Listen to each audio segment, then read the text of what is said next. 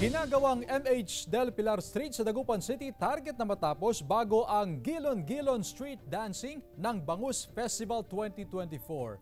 Ang detalye ihahatid live ni Claire Lacanilaw. Claire?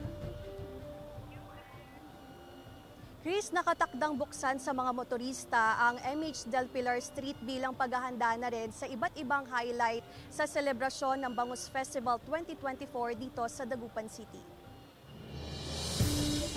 Puspusang tinatapos ang road elevation at drainage construction sa bahagi ng MH Del Pilar Street sa Dagupan City. Target na matapos ang construction sa April 22 bilang paghahanda sa Gilon-Gilon at Valley Street Dancing na gaganapin sa April 26. Ayon sa Public Order and Safety Office, dadaanan ng street dancers ang MH Del Pilar paikot sa downtown. Pina-close namin para kinausap ang kontraktor na iaano niya yan hanggang April 22 para pag sa Gilon-Gilon ay madadaanan ng 4 lanes para masayawan, hindi naman 1 lane lang.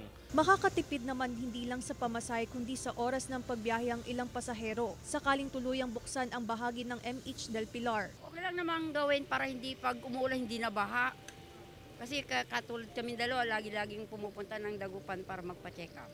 Umaasa ang ilang tsuper na makakaluwag-luwag na sila sa pamamasada. Wala kami iisa kasi dinadaan namin lahat. Diyan sa Penar. Pero kung mabuksan na yan, luluwag siguro.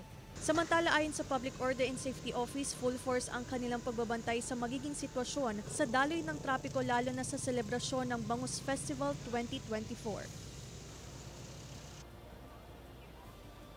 Chris, ayon sa Public Order and Safety Office, nakahanda na ang iba't ibang traffic plan na ipatutupad sa iba't ibang bahagi ng Dagupan City bilang sa selebrasyon ng Bangus Festival 2024. Paalala naman ng otoridad na sumunod sa batas trapiko na ipinatutupad dito sa lungsod upang maiwasan na mapatawan ng citation ticket. Chris.